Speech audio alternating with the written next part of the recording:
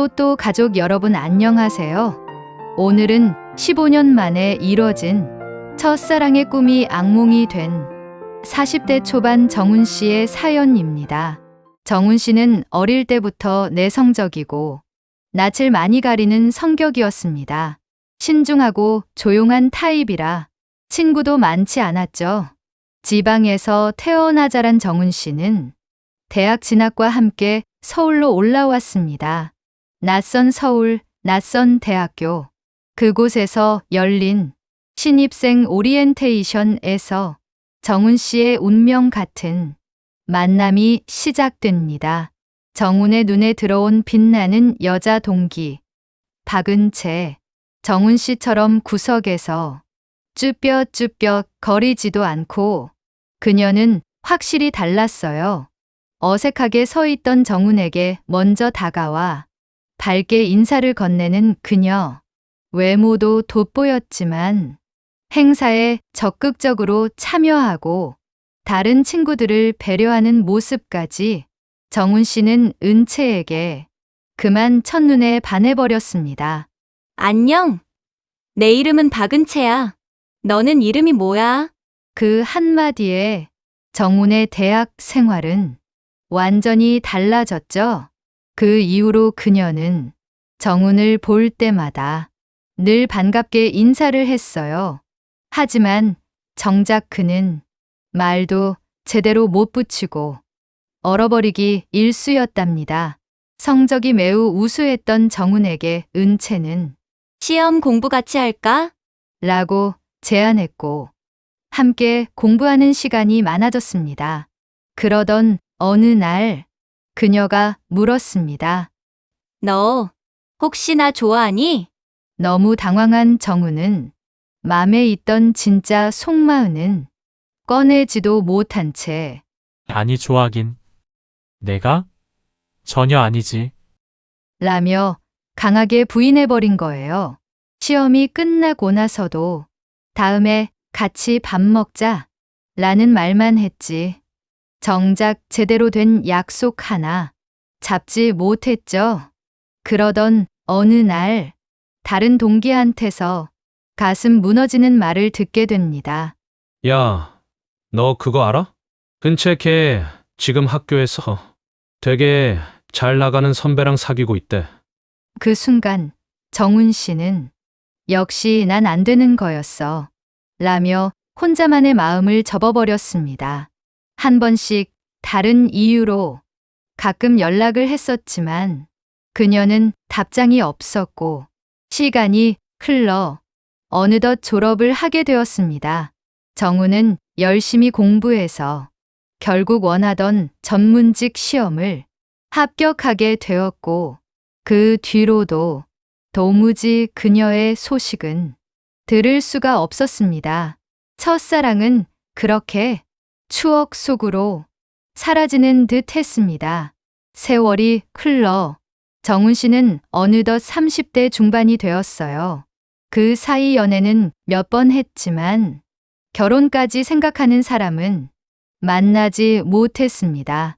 그러던 어느 날 무심코 SNS를 하던 정훈은 문득 그녀가 생각난 거예요. 첫사랑 말이에요. 혹시 있을까? 떨리는 손으로 박은채 그 이름을 검색해 봤는데 있었습니다. 찾았어요. 그 순간 정훈 씨의 심장은 쿵쾅쿵쾅 뛰고 심장박동 소리가 귀까지 들리는 것처럼 크게 들렸습니다. 그 사이 사회생활도 하고 성격도 좀 밝아진 정훈은 용기를 내었습니다. 안녕? 나 정훈인데. 기억날지 모르겠다. 잘 지내지? 하루가 열흘 갔던 며칠이 지난 후 드디어 답장이 왔습니다. 반갑다. 정훈아 잘 지내? 그렇게 연락처를 주고받고 문자도 하고 드디어 둘은 만나기로 했습니다. 15년 만에 재회. 정훈 씨는 영화 건축학개론 같은 느낌이 들어서 기다리는 매일매일이 너무 설레었습니다. 드디어 만난 그녀. 그녀는 그대로였어요. 여전히 예쁘고 여전히 착했습니다. 둘은 옛날 이야기를 나누며 시간 가는 줄 몰랐죠. 한참을 웃고 떠들던 두 사람. 너는 그동안 어떻게 지냈어? 정훈이 그녀에게 근황을 물었습니다. 갑자기 그녀의 얼굴이 어두워졌습니다. 그녀는 조심스럽게 자신의 이야기를 털어놓았어요. 졸업 후 그 선배와 결혼했고 함께 미국 유학을 가서 아들도 하나 낳았답니다. 그런데 사고로 남편이 세상을 떠났다는 거예요. 그래서 아이만 데리고 다시 한국으로 돌아와서 지금 살고 있어. 유치원 다니는 아들 키우면서 직장 생활하는 게 정말 힘들긴 하네. 첫사랑에 대한 마음을 여전히 간직하고 있었던 정우는 그녀를 향한 자신의 감정이 15년이 지난 지금도 변하지 않았다는 걸 깨달았습니다. 정훈 씨는 결심했어요.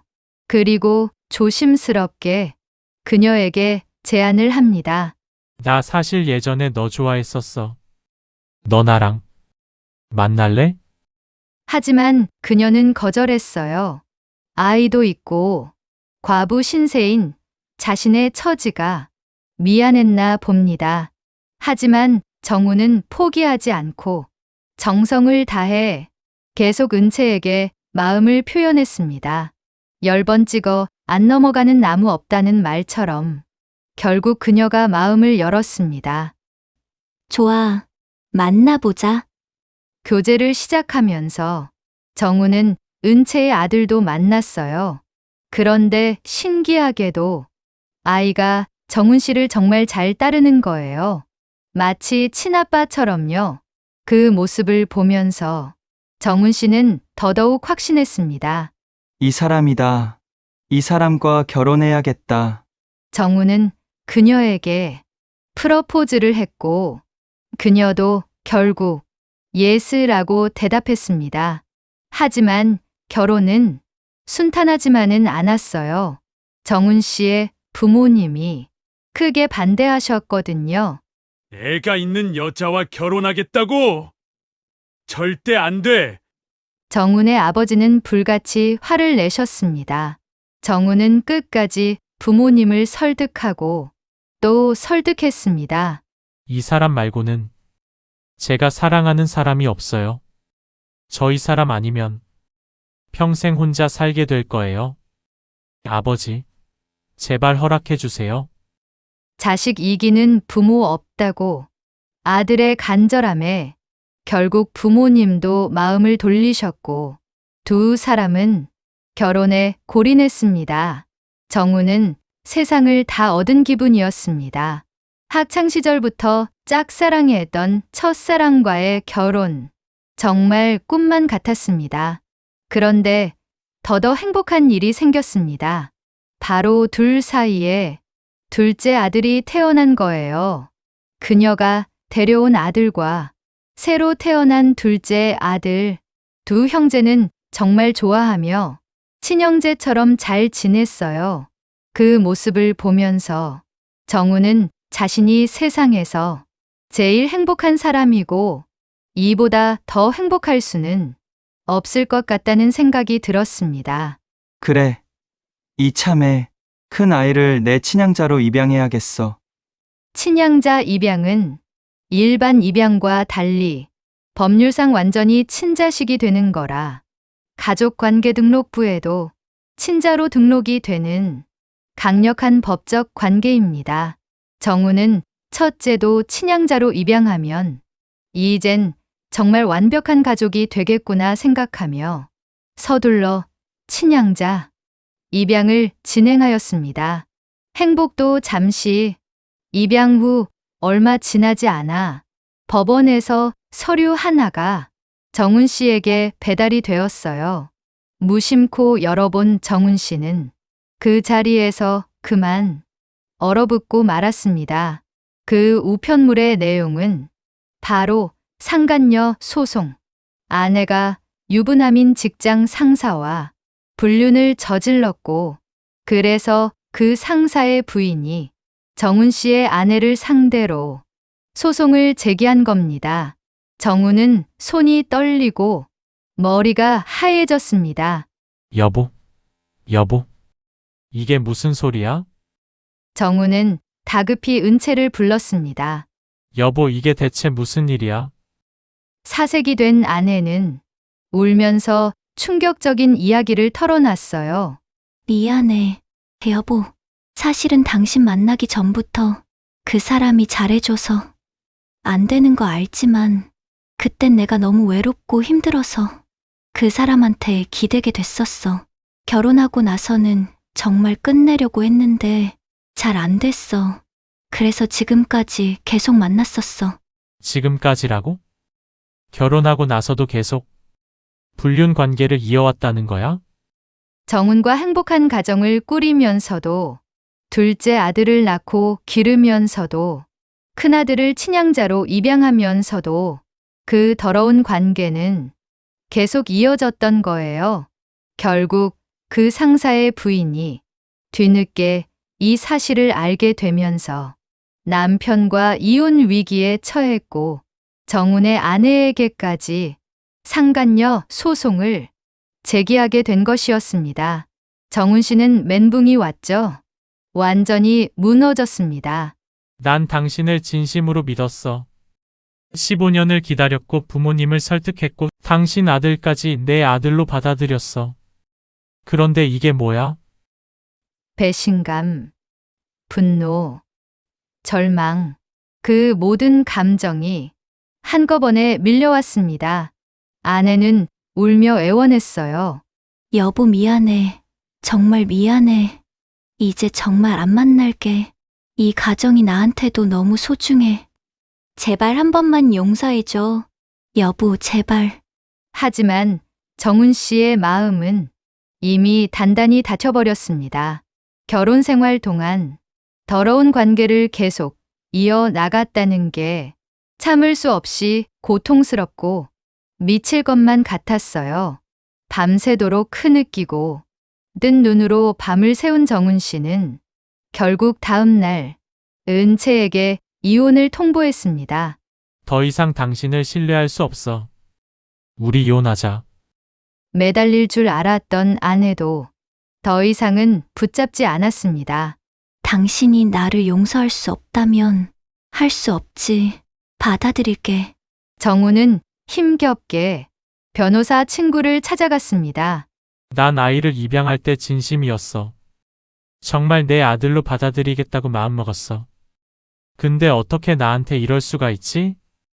아내 얼굴을 보면 나 모르게 둘이 붙어먹고 날 배신한 게 계속 상상돼서 정말 미쳐버릴 것 같아. 나 이혼할 건데 어떻게 해야 할지 모르겠어. 나 좀 도와줘. 조용히 듣던 정훈의 친구는 심각하게 말했습니다. 너가 죽고 싶을 만큼 힘든 거 알아. 그런데 친양자 입양은 일반 입양과 달라서 그만큼 파양이 어려울 텐데 학대나 육촌 이상 친족 관계 같은 특별한 사유가 있어야 파양이 가능한데 만약 재판을 하게 돼도 법원은 특별한 사정이 없다고 판단해서 파양을 불허할 가능성이 높을 거야. 왜냐하면 이미 법적 부자 관계가 성립됐고 아이에게는 아무 잘못이 없으니까 부부가 이혼한다고 해서 자식이 자식 아닌 게 되진 않잖아? 친양자도 마찬가지야. 정훈은 다시 한번 멘붕에 휩싸였습니다. 그래. 아이가 무슨 잘못이냐? 아이는 아무것도 모르고 나를 아빠로 믿고 따르는데 친아버지가 사고로 세상을 떠나면서 이미 한 번 아버지를 잃었는데 동생도 생기고 행복한 가정이 생겼다고 생각했는데 갑자기 또다시 아버지를 잃게 된다면 아이가 무슨 잘못을 했나? 아무 잘못도 없는데. 정훈 씨는 며칠 밤을 뜬 눈으로 지새웠습니다. 15년을 기다린 첫사랑, 행복의 절정에서 맛본 배신, 그리고 두 아이. 머릿속이 복잡했죠. 마음은 이미 결정이 났지만 발걸음을 떼기가 쉽지 않았어요. 그러던 어느 날 저녁, 퇴근 후 집에 들어서는데 큰아들이 현관에서 정훈을 기다리고 있었어요. 아빠, 오늘 유치원에서 그림 그렸어. 우리 가족.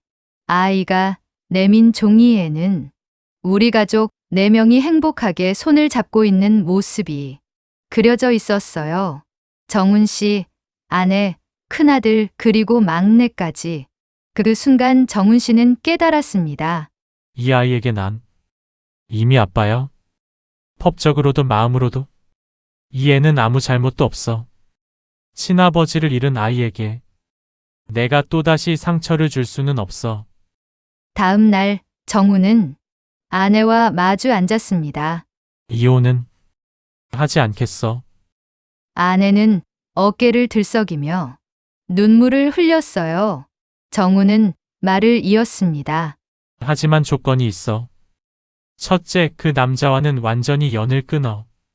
휴대폰 기록 모든 것을 투명하게 공개해. 둘째, 당장 직장을 그만둬. 같은 공간에 있는 것 자체가 난 용납이 안 돼. 셋째, 부부 상담을 받자. 전문가의 도움 없이는 난 당신을 다시 믿을 자신이 없어. 그리고 마지막. 이게 가장 중요한데. 박 씨는 큰아들이 자고 있는 방을 바라보며 말했습니다. 저 아이에게는 절대 이 사실을 알리지 않는 거야. 저 애한텐 우리가 영원히 사랑하는 부모야. 아내는 모든 조건을 받아들였어요. 직장을 사직했고 그 남자와의 모든 연락을 끊었습니다. 부부 상담도 시작했고 아내는 매일 정훈 씨에게 자신의 하루를 투명하게 공유했어요. 하지만 결코 쉽지 않았습니다. 그로부터 2년이 지났습니다. 정훈 씨는 솔직하게 말합니다. 완전히 용서했다고 말할 수는 없어요. 가끔 아내를 볼 때마다 그때 일이 떠오를 때가 있죠. 하지만 아이들을 보면 알아요. 내가 옳은 선택을 했다는 걸. 큰아들은 지금 초등학교 2학년이 되었습니다. 학교에서 돌아오면 아빠라고 소리치며 달려오고 숙제할 때 옆에 앉아달라고 조르고 자기 전에는 꼭 뽀뽀를 해야 잠이 든다고 합니다. 둘째 아들도 형을 너무 좋아해서 두 형제는 정말 친형제처럼 티격태격하면서도 서로를 챙긴다고 합니다. 정훈 씨는 이렇게 말합니다. 아내와의 관계는 예전 같진 않아요. 아마 영영 그렇지 못할 수도 있습니다. 하지만 우린 노력하고 있어요. 상처를 치유하고 다시 신뢰를 쌓기 위해서요. 무엇보다 저 두 아이가 행복하게 자라는 걸 보면서 내가 올바른 결정을 했다고 스스로를 위로합니다. 그리고 정훈 씨는 이런 말도 덧붙였습니다. 가끔 큰아들이 물어요. 아빠, 나 진짜 아빠 아들 맞지? 라고요. 그럴 때마다 저는 아이를 꼭 안아주면서 말해요. 너는 세상에서 가장 소중한 내 아들이야. 그건 절대 변하지 않아. 그 말을 할 때만큼은 제 마음은 진심이에요. 100% 진심요. 정훈 씨의 이야기 어떻게 들으셨나요? 완벽한 해피엔딩은 아닙니다. 상처는 여전히 남아있고 신뢰는 완전히 회복되지 않았습니다. 하지만 정훈 씨는 선택했어요. 자신의 감정보다 아이들의 미래를, 복수나 분노보다 책임감을, 완벽한 사랑보다 불완전하지만 따뜻한 가족을. 그리고 정훈 씨는 이 말도 덧붙여 말했습니다. 행복이 뭘까요? 완벽한 사랑일까요? 아니면 상처받았지만 다시 일어서는 것, 배신당했지만 책임을 다하는 것. 그게 어쩌면 진짜 어른의 사랑이 아닐까요? 라고 말입니다. 어쩌면 정훈 씨의 이야기는 완벽하지 않지만 그래도 최선을 다해 살아가는 우리 모두의 이야기일지도 모릅니다. 지금까지 또또 라디오였습니다. 구독과 좋아요, 알림 설정은 저에게 정말 큰 힘이 됩니다. 오늘도 행복한 하루 되세요.